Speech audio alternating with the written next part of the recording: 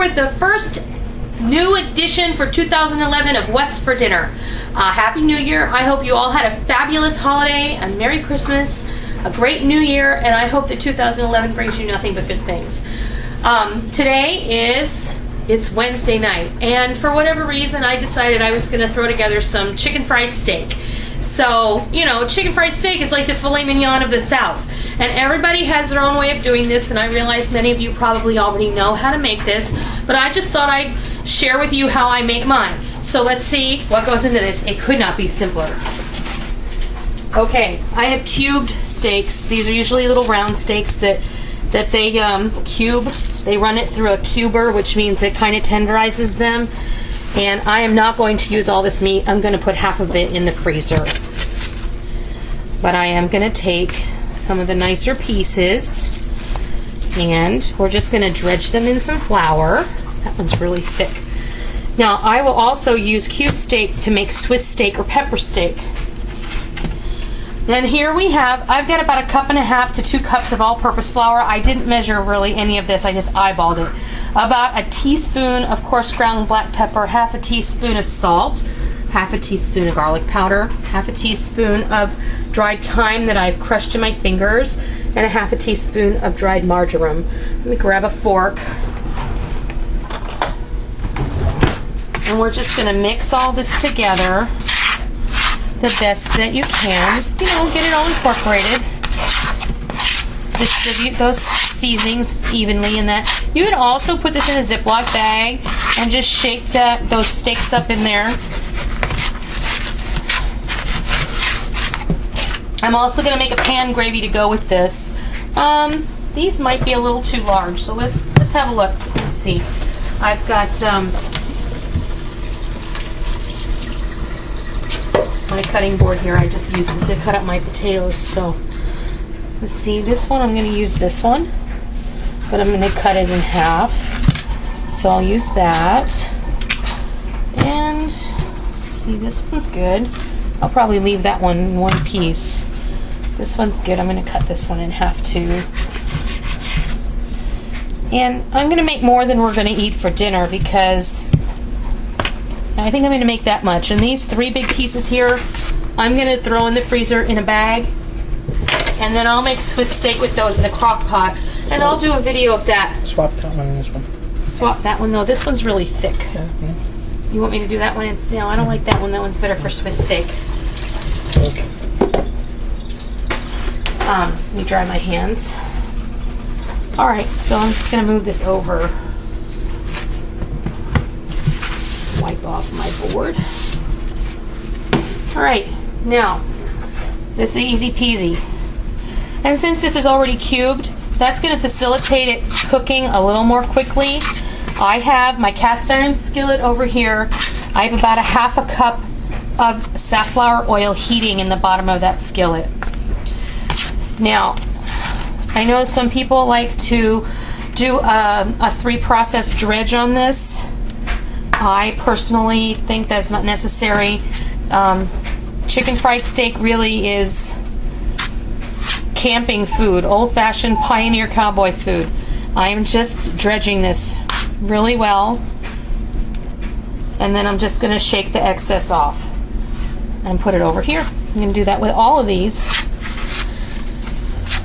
And we're going to put those in the hot oil. These should all fit in my frying pan at one time. If you are cooking for a crowd, then you're going to want to do in batches because you don't want to bring down the temperature of your frying pan all at once. And the puppy wants a piece of meat, but she's going to have to wait a minute. We share. And like I said, I'm going to make Swiss steak out of the rest of those. And that's really yummy. And that's a good crock pot meal that you can just cook off all day. And that's a good opportunity to use some tomato powder from your food storage items and dehydrate. You could do a good Swiss steak from your food storage and no one would ever know the difference. She's wondering who you're talking to. She's wondering who you're talking to. I guess the puppy's wondering who I'm talking to. I'm not talking to you, baby. She's confused. Oh. Huh. See him. Okay. I am almost done. I think that the oil is just about ready too. So, and I put some Yukon Gold potatoes on to boil and make some mashed potatoes. And when these steaks are all done cooking up, then I'm going to make some pan gravy. White pan gravy, just old-fashioned cream gravy to go over top. We're going to have some corn with it, and we're going to call that supper. If you wanted to go out of your way and make some biscuits, go ahead. Tonight I just don't feel like it. I don't have time. And I know biscuits are relatively easy, but you don't need the extra carbs with this. You're going to have mashed potatoes. And we're all trying to cut back a little with the new year upon us. So I'm not going to bother tonight. We'll save the biscuits for another time.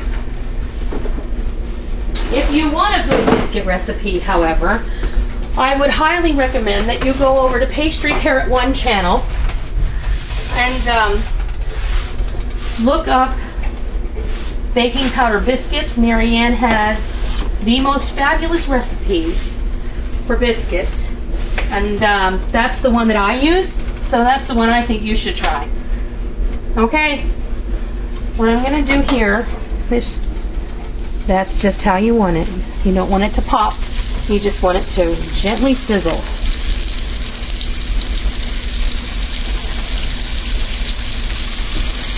And I may have to do this in a batch or two, so we'll see. I have one large piece here that may end up going in all by itself.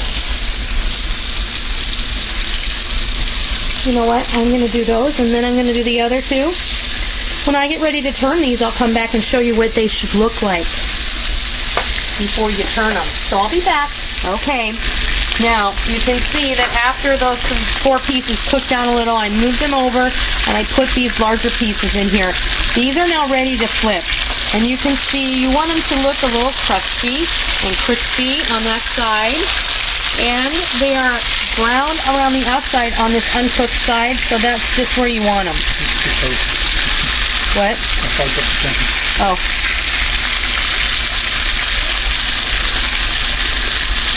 And these aren't ready to turn yet, but when they are, I'll turn those.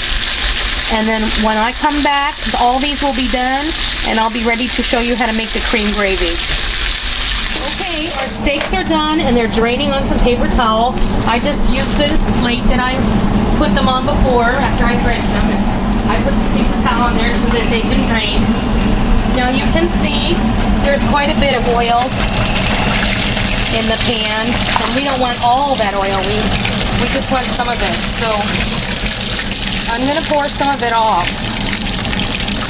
Like all but like that, 2 tablespoons, really. I probably put a little bit more back in the pan there. And I'm going to grab a sharp spatula, and I'm going to gently scrape the bottom of my pan.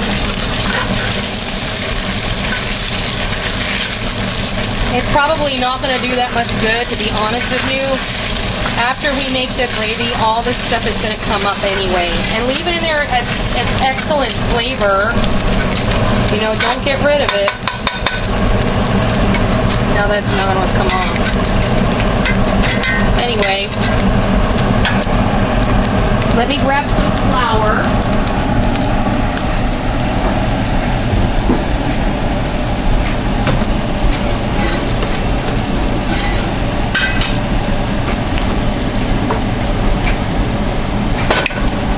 You want equal parts flour to oil, so I'm going to start with 2 big old spoonfuls of flour and my whisk, and then we're going to see what that looks like.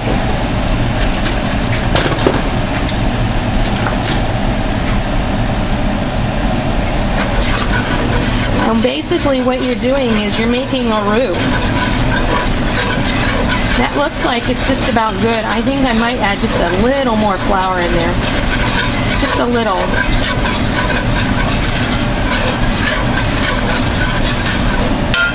And another spoonful.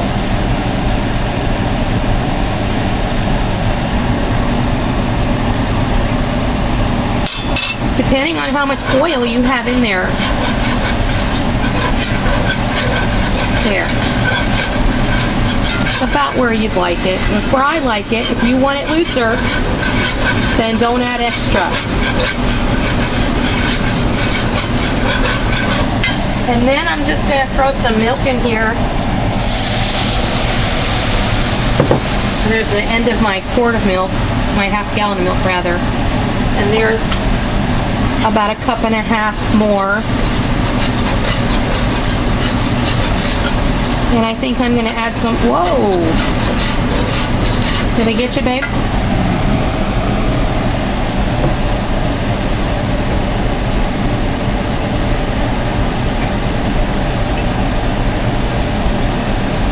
I'm going to add some filtered water. I'm just going to rinse out the milk bottle. I'm going to rinse it out before I take it back to the farmer's market anyway.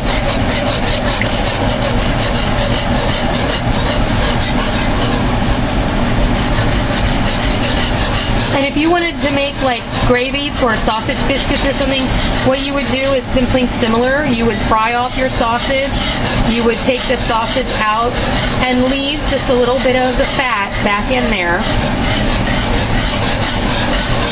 And then you would make your gravy from there. It's looking just about the way I want it to look. I'm going to turn the heat up just a little bit.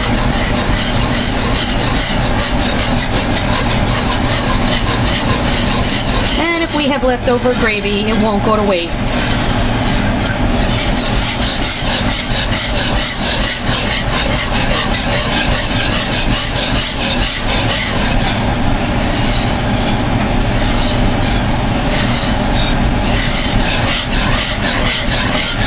I'm going to taste it for seasoning. My spoon right here. And then that seriously needs some salt.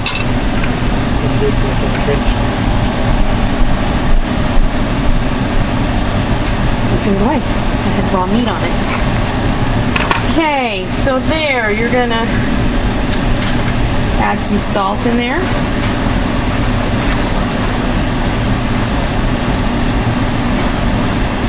I'm going to add some pepper in there as well.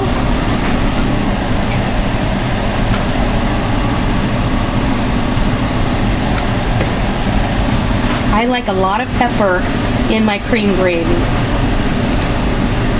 And you can buy a mix.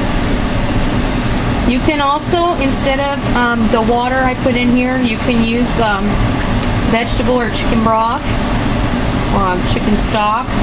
See, this is thickening up quite nicely to the point where I may actually add a little more liquid. And I'm going to taste it. I'm going to add some garlic powder. Will you hand me the garlic powder, sweetheart? I like to add garlic powder into my gravy. I'm going to turn the heat off.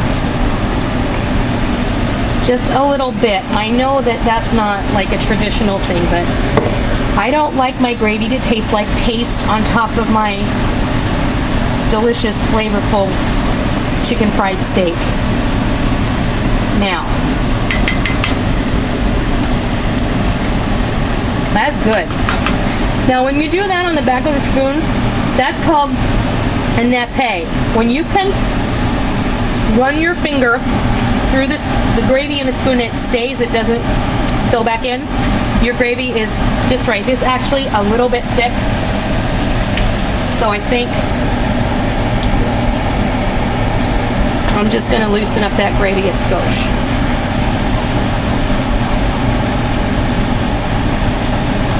Use milk, use water, whatever you want. I put some heavy cream in there. That's why I'm using water, because we're running low on some milk. And I need to either grab, my husband went out to the extra fridge and got another half a gallon.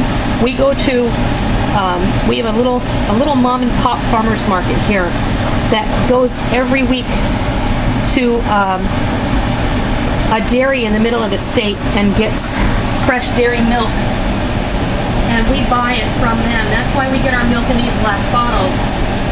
And I'll tell you what, there is nothing like this milk. It's wonderful to cook with. My husband loves it to drink, and on the cereal, it's you have to drink it fast, because it does spoil. It's not like that homogenized and pasteurized and the heat pasteurized organic milk in the grocery store has been heated to such a high heat that it literally kills all the nutrients in the damn stuff, so I can't imagine what good it's doing. You're spending a lot of money on organic milk, but it may not have all those hormones and chemicals in it. That's true. Neither does my milk, and I'm just very fortunate. All right, there's our cream gravy. Now I'm going to go for just a second, and I'm going to fix you a plate because I know you're hungry. There you have it. Chicken fried steak with some mashed potatoes and corn and that homemade cream gravy that I just showed you how to do. I hope you try it, and I hope you enjoy it. Until next time, I'll see ya.